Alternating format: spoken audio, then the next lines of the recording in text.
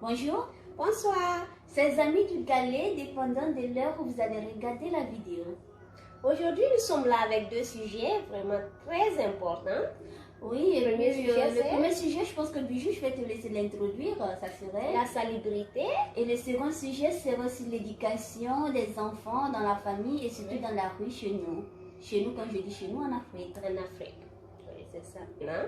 Et pas seulement dans la rue, mais aussi dans les familles, dans les foyers, à l'école, dans les hôpitaux. Surtout dans les hôpitaux. Je dis toi, ma soeur. Toi, mon frère. Toi, la tante.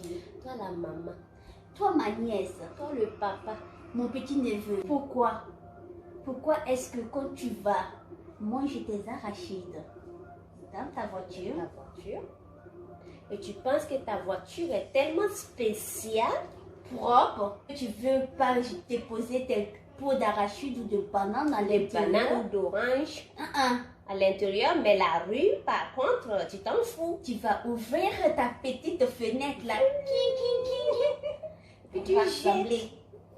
C'est pas gentil. On s'en fout Garde qui va dans nettoyer ta voiture. On sait Ça que tu es fait quoi? chassé noir. Surtout chez nous en Afrique. Quand on t'achète quelque chose.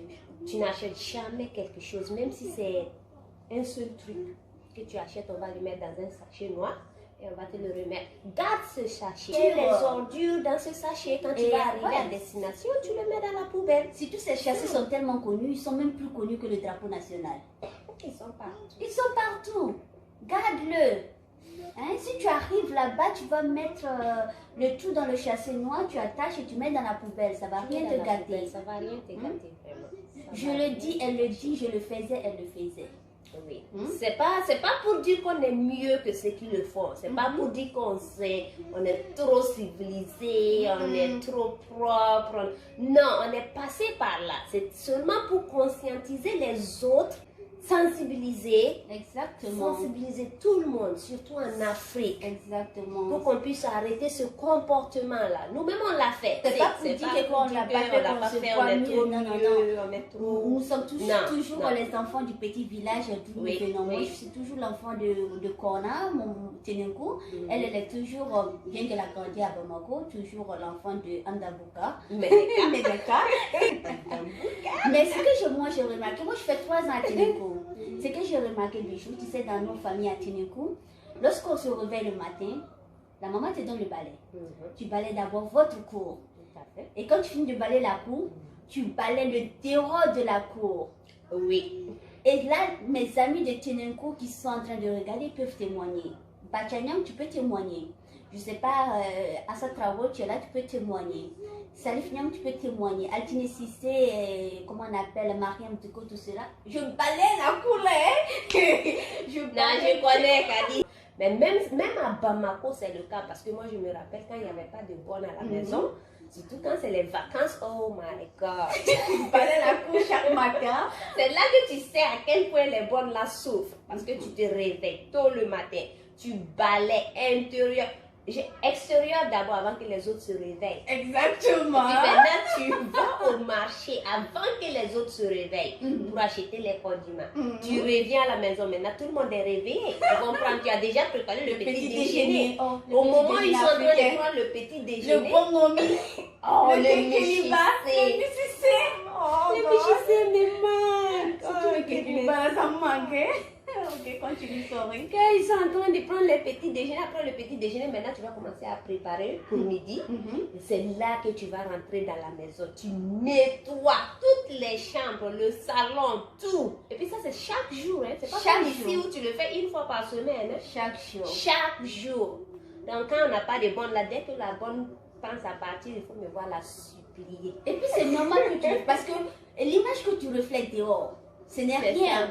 Toi, l'image de ta maison, là, c'est ce qui fait qui tu es. Ta maison doit être propre. Tout à fait. Ton lit doit être rangé. Ta chambre doit être rangée plutôt. Ton lit doit être fait. Et puis, tes arachides et tes bananes poyo, là, ou bien même tes chassés d'eau, là, s'il te plaît, garde ça dans ton chassé noir. Hein, please. Ça fait quoi? Ça ne va pas te gâter quelque chose. Ça fait quoi? Si toi, tu le fais, moi, je le fais, elle le fait, le pays serait propre. Je te jure, en Côte d'Ivoire, c'est pas on a dit, hein. J'ai vu, j'y étais, c'est mon pays natal. À Djamé, Sauf si ça changeait actuellement. Hein. À Djamé, à la mairie d'Adjamé, c'était le dépôt d'ordures. Hein. Tout le marché, les gens faisaient ce qu'ils faisaient. Puis à la mairie d'Adjamé, là, c'est là ils versaient l'ordure. Mais pourquoi? Si la mairie même, devant la mairie, on jette les ordures. Vraiment, essayons d'aider le gouvernement. Essayons de nettoyer notre pays. C'est vrai que même si on dit que notre pays, il est déjà riche, mais bon, si c'est pas, même s'il n'est pas visiblement riche, au moins quand quelqu'un vient visiter notre pays, qu'il ait l'impression de vraiment être accueilli dans un pays propre.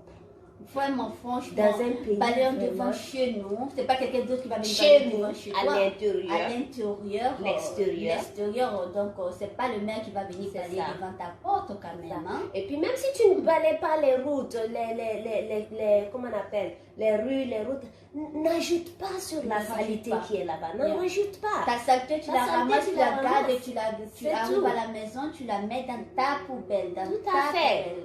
Comme Kadil a dit, si moi je suis propre, si moi je ne le fais pas, elle ne le fait pas, toi tu ne le fais pas, il y aura moins d'ordures. Il faudrait qu'on prenne exemple sur les pays qui le font déjà pour que nous aussi on paye ça. Le Mali a tout. Hein. Moi, si tu me demandes quel pays est-ce que je choisirais dans ce monde, mon pays de rêve, sans même réfléchir, mais je te dirais directement. Le Mali, bien sûr. Le Maliba est doux. Hein. Voilà, le Maliba est doux. Il faudrait vraiment nettoyer devant nos portes. Comme au Burkina. Le Burkina est très propre. Le Ghana, c'est des pays où vraiment la propriété, ils ne s'amusent pas avec. Ils ne s'amusent pas avec, on doit pas avec vraiment. Bon, je pense qu'on a fait le tour du premier sujet. Hein. Oui, on continue avec le second. Parce que nous, l'éducation. L'éducation, voici un sujet qui me tient vraiment à cœur. Hein.